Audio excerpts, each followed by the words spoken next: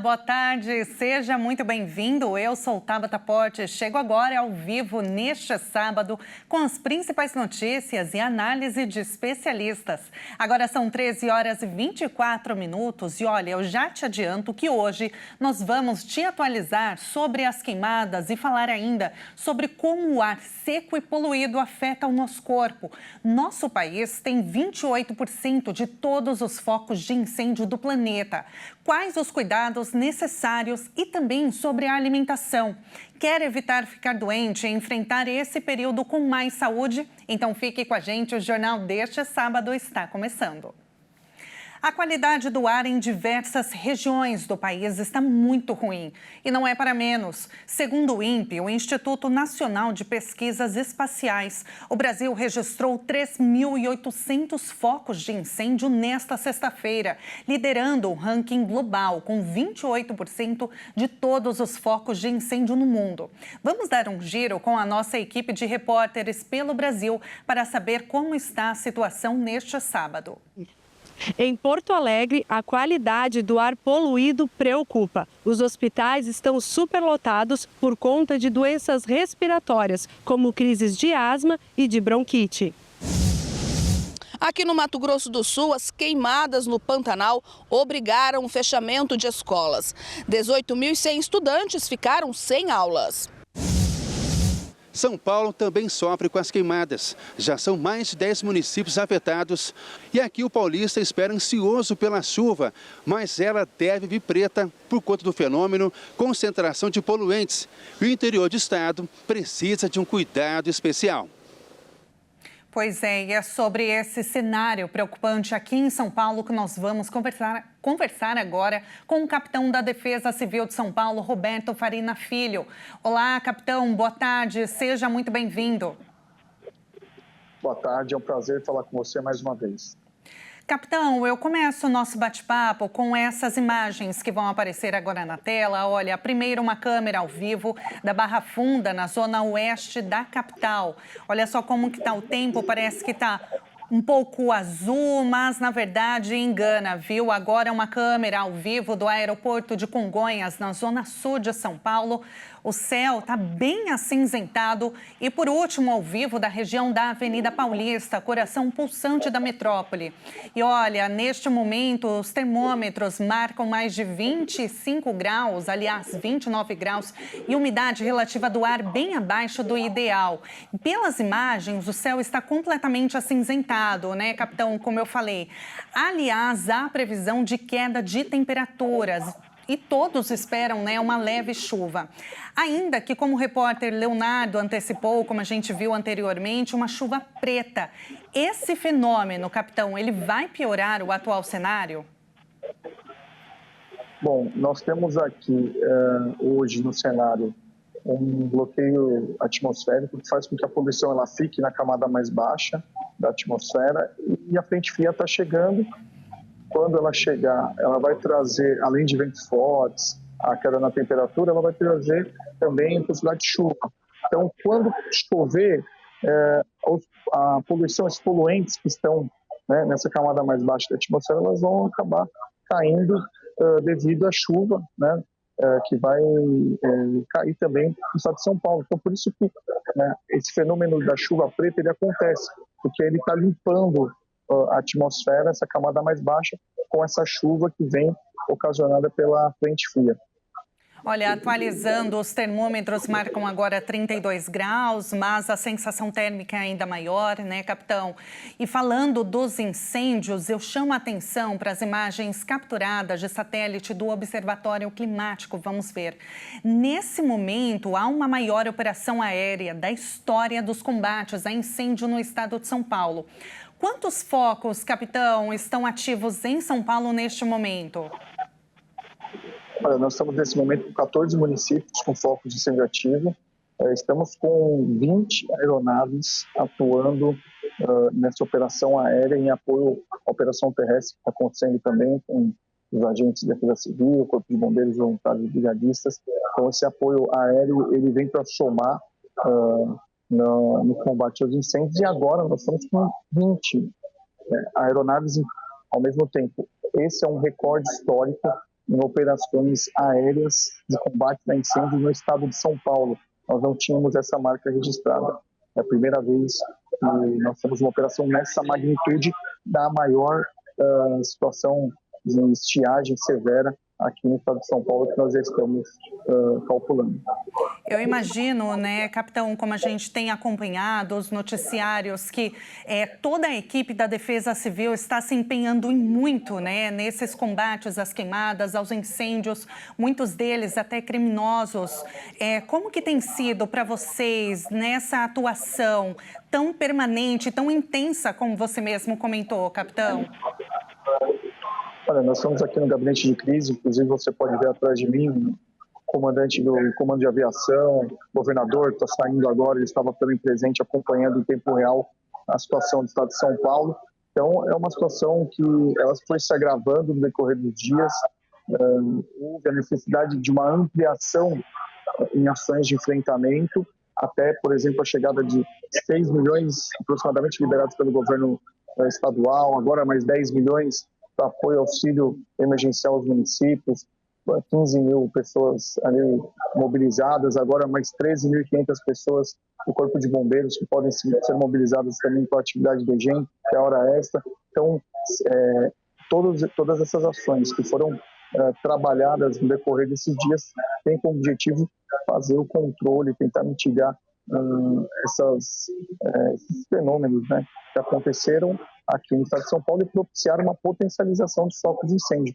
Então, baixa umidade relativa do ar, alta temperatura, com as máximas também.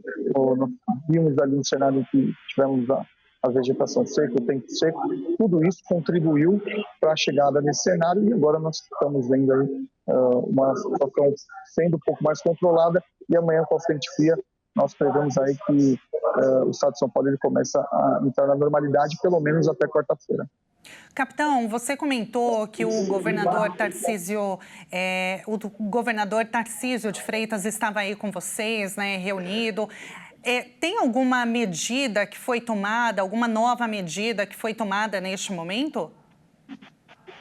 Olha, nós tivemos ontem 2 medidas que foram tomadas, que foi a liberação de 10 milhões de recursos para apoio emergencial aos municípios e também a atividade de EGEM, a escala extra do policiais do Corpo de Bombeiros, a quantidade de 13.500 vagas. Então, dobramos o efetivo praticamente de apoio ali às equipes terrestres. Essas foram as 2 medidas maiores ali, sem contar também o apoio aéreo nessa operação que já passa da maior da história e faz com que consiga minimizar ali os impactos que estão acontecendo em focos de incêndio em apoio às equipes terrestres também. Então, o interior de São Paulo é a região mais propensa para essas queimadas? E mais uma pergunta que eu vou emendar: o que se pode fazer para evitar? Olha, o interior de São Paulo realmente é a parte mais vulnerável, o Noroeste Paulista, o Oeste Paulista também, mas nós tivemos focos de incêndio grandes na região de Sorocaba, região de Campinas e também no Vale do Paraíba. É um lugar crítico, porque já tem um histórico ali de grandes incêndios do passado, devido à sua mata nativa. Agora, o ponto principal é que as pessoas não mexam com fogo, não coloquem fogo, ateiem fogo em qualquer situação devido a esse cenário que nós estamos passando, e até algumas ações simples, como jogar bituca de cigarro em beira de rodovia ou em vegetação, jogar lixo no lugar errado. Nós estamos vendo agora também chegando no gabinete de crise a secretária do Meio Ambiente, Natália Rezende. Então, o gabinete de crise multiagências está mobilizado com o objetivo de trazer a normalidade aqui no estado de São Paulo. Capitão, como que está a previsão para os próximos dias, né? Você até comentou que há uma previsão, uma expectativa de que a situação ela melhore com relação aos incêndios, às queimadas. Isso deve permanecer assim? Olha, até quarta-feira nós temos um cenário positivo, quando a frente fria começa a se afastar do estado de São Paulo. A partir de quinta a gente já começa novamente a ter um cenário mais crítico e para a última semana de setembro o cenário tende a ter uma criticidade maior, por isso que o gabinete de crise vai continuar mobilizado para monitorar tudo isso também. Capitão, a secretária do Meio Ambiente, ela está aí reunida junto com vocês também. Conta pra gente como que tem sido esse trabalho em conjunto, Defesa Civil, Secretaria do Meio Ambiente, até porque a gente está falando como eu posso dizer, é uma escala, né? São vários fatores, várias secretarias em conjunto para se chegar a uma solução de combater esses fogos, essas queimadas que elas atingem, né? Não só a economia do Estado, a gente está falando da saúde das pessoas também, a gente está falando do meio ambiente. Então, são vários setores de atuação. Com certeza, são várias agências que nós falamos, secretarias envolvidas, nós temos, além da Secretaria do Meio Ambiente, Secretaria da Agricultura aqui, Secretaria de Segurança Pública, né, com representantes da Polícia Ambiental, Polícia Rodoviária também, além do Corpo de Bombeiros.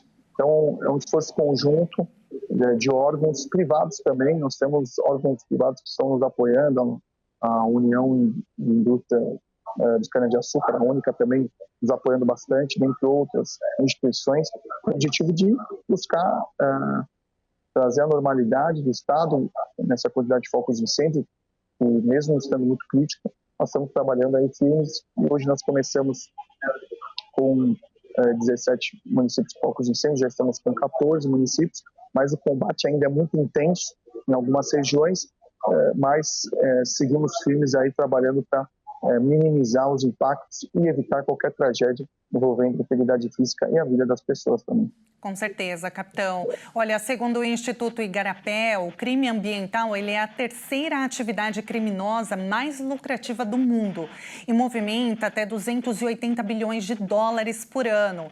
Capitão, 52 inquéritos da Polícia Federal investigam suspeita de incêndios criminosos. O que o senhor recomenda para a população, que a população deve fazer ao avistar, ao presenciar algum incêndio criminoso? É fundamental que as pessoas denunciem através do número 90, Polícia Militar, ou 181, que denuncie de forma sigilosa.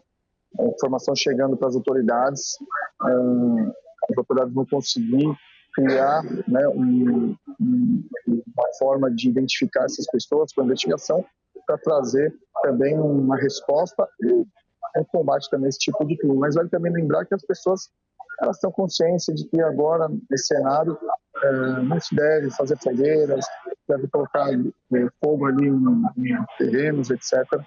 Ali, ou queima controlada também, que foi proibida agora pela CETESB nesse período. O objetivo também da gente evitar esses focos de incêndio, essa ignição que começa pelo ser humano, de uma forma aí, sem acidental ou intencional, de forma não criminosa também. Maravilha, capitão. Olha, muito obrigada pela sua disposição. Eu sei que vocês estão aí trabalhando arduamente para resolver essa situação que é muito preocupante aqui no estado de São Paulo.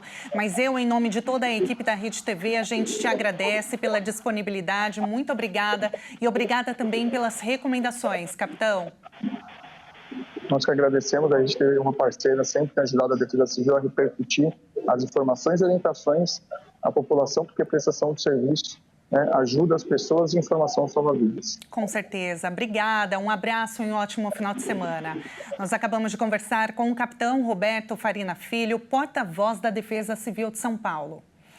E olha, segundo a secretária municipal de saúde, a cidade de São Paulo registrou 76 mortes por síndrome respiratória aguda desde o mês de agosto. E o motivo é a piora da qualidade do ar. Vamos ver na reportagem.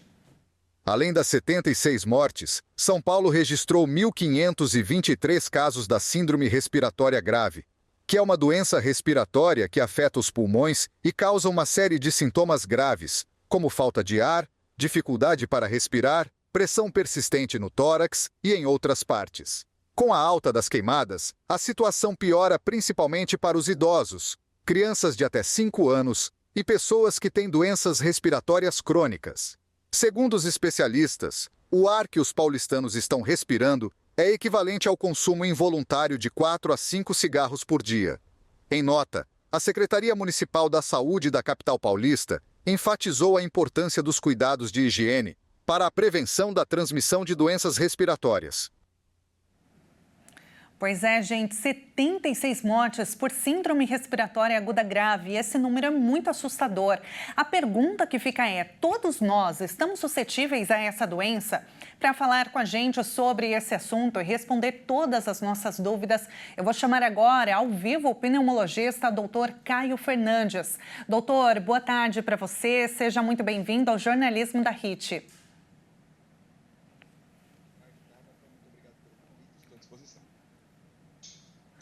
Oi, doutor. Eu queria te ouvir mais uma vez, que eu não sei se a gente está com um problema no áudio.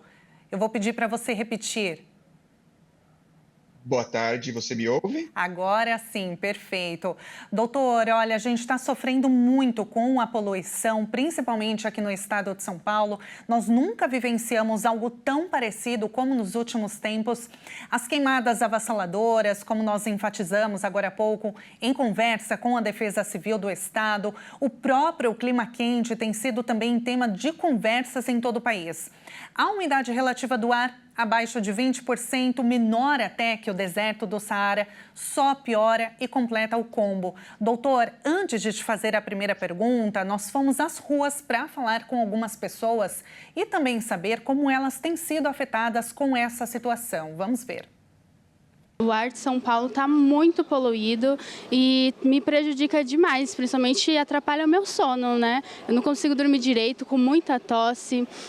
Andando aqui na rua também fico com falta de ar. Toda hora eu tenho que tomar água, por conta do calor também. Não consigo respirar direito, está me atrapalhando de uma forma intensa. Venho ficando com o nariz bem congestionado, os olhos começam a lacrimejar, né? E assim, é muito difícil, a garganta fica seca. Aí, por mais que você beba água, se hidrate, não tem como. Realmente a população inteira sofre com isso, né? Eu penso que a minha família, eu, a esposa, filhos, todos sofremos, né? Pois é, doutor, os sintomas são bem parecidos, né? Olho seco, tosse, aquela dificuldade para respirar. Eu falo por experiência própria, nos últimos dias, uma tosse que parecia que nunca ia ter fim, realmente muito complicado. Agora, doutor, isso tudo é esperado? O que são sintomas comuns e, digamos, considerados esperados? E quais são os sintomas que são graves e aí a gente deve buscar ajuda? Veja, quando nós temos uma umidade do ar tão baixa quanto a que nós estamos agora, e a quantidade de poluentes suspensos no ar também agredindo a via respiratória, é natural que haja alguma tosse e alguma falta de ar e alguma expectoração. Porque essa umidade e essa poluição acaba desidratando a tua via respiratória e aumentando a sensibilidade. Porém, se você tem uma falta de ar muito intensa, a tosse é muito persistente, esses são sintomas que podem indicar gravidade e que podem requerer avaliação médica.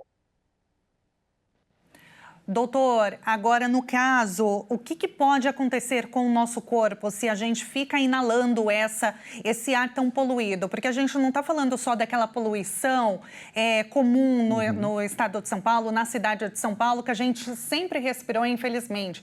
Só que agora tem um agravante que é a fuligem, né, das queimadas. O que acontece quando a gente inala esse ar? Você causa uma inflamação no seu pulmão, que pode ser um quadro agudo, que te leve no pronto-socorro com uma falta de ar aguda, ou uma inflamação crônica, que faz com que o seu pulmão cicatrize de uma forma deficiente e você pode persistir com sintomas respiratórios por um período muito maior. É mais ou menos como se você fumasse 4 a 5 cigarros por dia, um número que tem circulado muito aí na mídia. Então, há pacientes que não apresentam nada agudamente com essa carga tabágica e há pacientes que apresentam falta de ar muito importante. Então, respirar este ar com essa carga de poluição é muito ruim, tanto agudamente quanto a médio e longo prazo. Isso pode desenvolver doenças crônicas, doutor? Com certeza, pode desenvolver doenças crônicas, principalmente de 3 ordens. Primeira, doenças da via respiratória, asma e DPOC, o famoso enfisema. Segunda linha de doenças, neoplasias. Respirar ar poluído aumenta a incidência de tumor.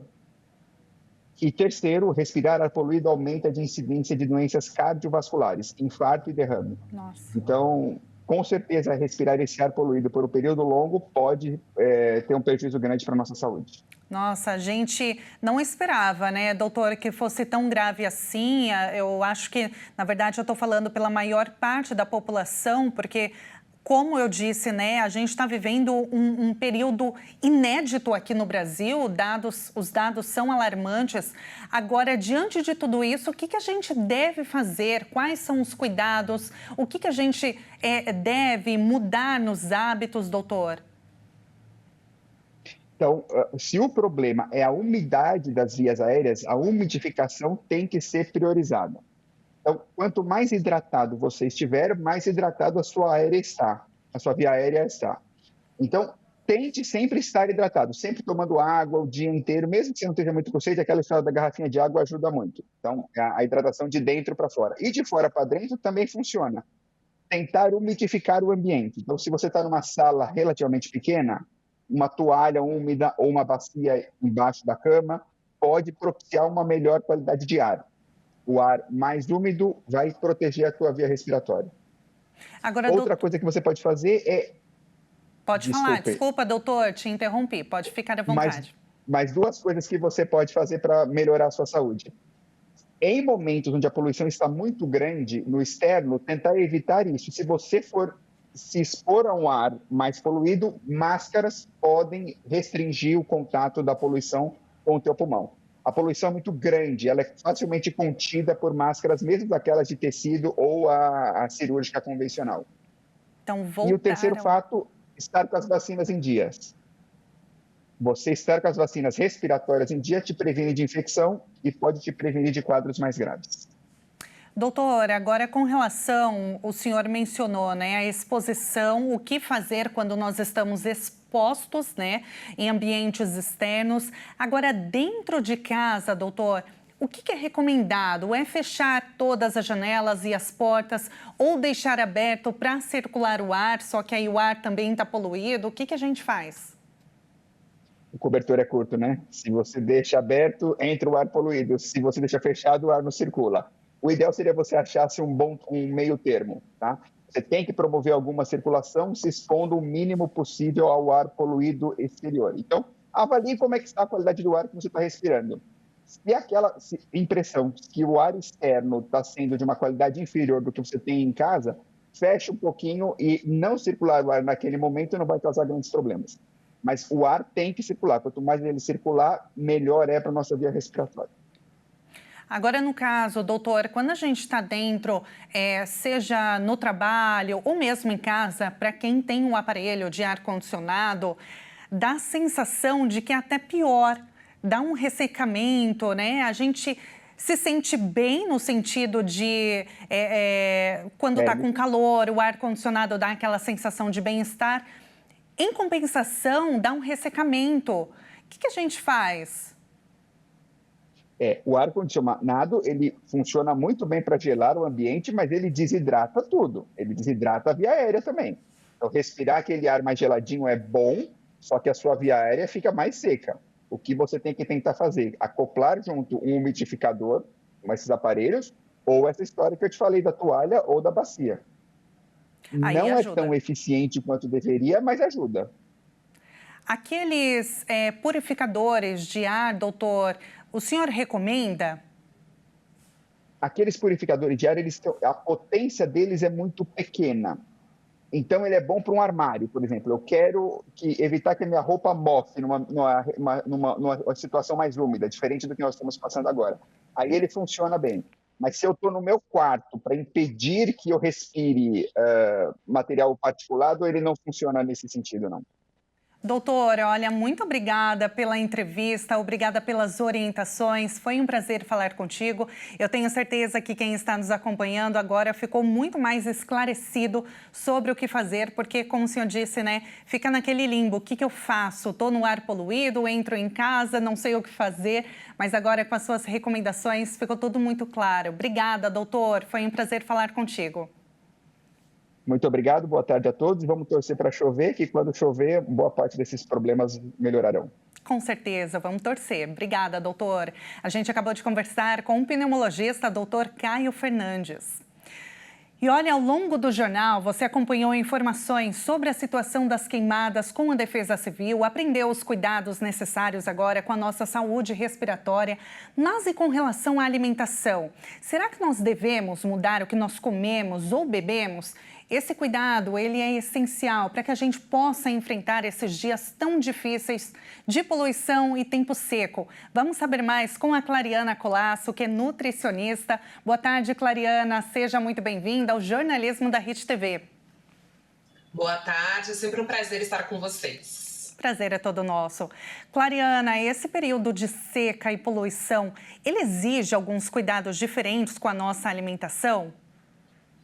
Exige sim, principalmente em relação à hidratação. Quando a gente fala para uma população saudável, a gente precisa consumir pelo menos 35 ml por quilo de peso. Então, para pessoas com cerca de 70 quilos, seriam 2,5 litros apenas de água, sem contar os sucos, os refrigerantes, os cafés, todas as bebidas que são açucaradas. Então, nesse momento que a gente está vivendo, a gente precisa redobrar aí a atenção em relação à hidratação. Principalmente em crianças que não têm essa percepção de sede, principalmente quando estão fazendo atividades mais lúdicas, e idosos também, que acabam não percebendo e muitas vezes têm dificuldade de locomoção e acabam se hidratando menos. Então, sempre manter um copo de água por perto e tomando mesmo que não sinta vontade. Agora, Clariana, a nossa equipe foi às ruas e fez algumas perguntas, para as pessoas. Aliás, conversou com algumas pessoas e perguntou se elas tinham alguma dúvida para você. Vamos ouvir. Perfeito. Quais frutas devo comer nessa época de calor? E aí, Clariana?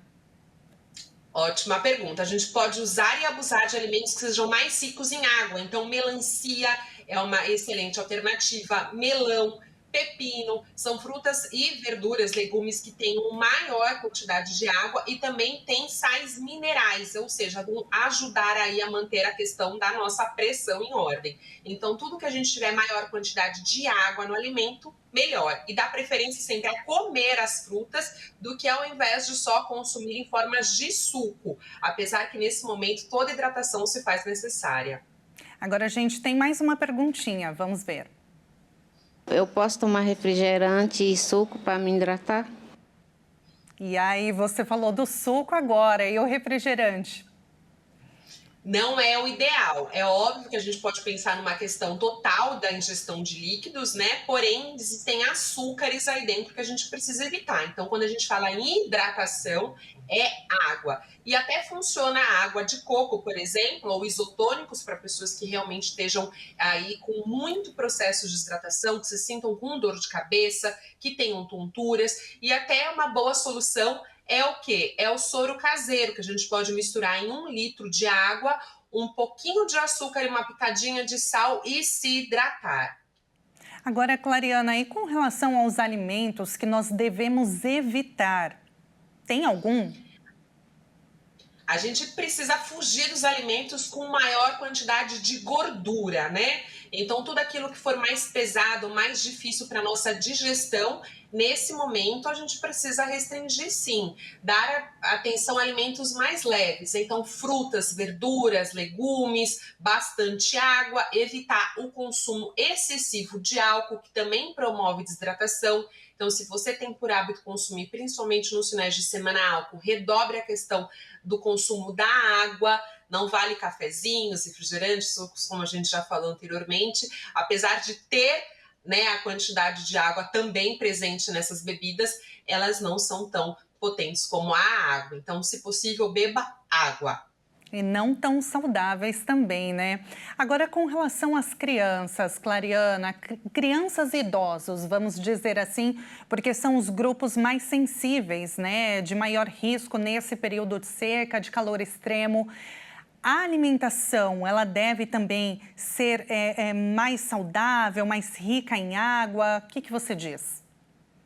Ela deve ser sim, a gente precisa ofertar, tanto para as crianças quanto para idosos, alimentos mais ricos em água, então frutas, verduras, legumes, e dar muita atenção também à ingestão de líquido, As crianças não param as suas atividades do cotidiano, de brincadeiras, enfim, para se hidratar. Isso é responsabilidade dos pais ou dos cuidadores. Então, não esperar a criança falar que está com sede. Quando a gente percebe que a gente já está com sede, a gente já está com um processo de desidratação no nosso corpo. Então, é ofertar água, ainda que não queira, e com frequência, né? Não é dar pequenos goles, aliás, longos goles ao longo do dia, são pequenos goles aí em pequenas porções para manter a gente hidratado. E os idosos a mesma coisa, a gente precisa deixar sempre à mão deles uma garrafinha da água geladinha para eles se hidratarem com maior facilidade. E também ficar atento aí à questão da retenção hídrica desses idosos, né? Se eles estão urinando com maior quantidade, se está um xixi mais amarelado, a gente precisa se preocupar com isso e ofertar ainda mais líquido para esses idosos.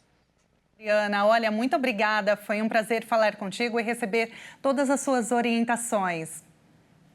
Eu agradeço, bebam muita água, se alimentem bem, porque tudo isso vai passar. Muito obrigada, vai passar sim. A gente acabou de conversar com a Clariana Colasso, nutricionista. Ficam as recomendações. E olha só, apesar do clima e do tempo seco na cidade de São Paulo, milhares de mulheres de várias regiões do estado e até do Brasil se reuniram na sede da Igreja Internacional da Graça de Deus para um grande evento. Quem traz todos os detalhes é o nosso repórter Ismael do Nascimento. Fala, Ismael! Aconteceu mais um importante evento, Mulheres que Vencem, aqui na Igreja Internacional da Graça de Deus, localizada na capital paulista. O tema desse importante encontro foi Guiadas por Cristo Jesus. Eu estive conversando com a pastora e diretora estadual desse importante evento, Mulheres que Vencem, e ela compartilha com a gente os principais destaques.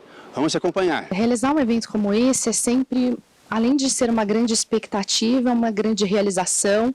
Eu costumo dizer que encontros como esse são como a cereja do bolo, né? De trabalhos que a gente faz ao longo de todo o ano.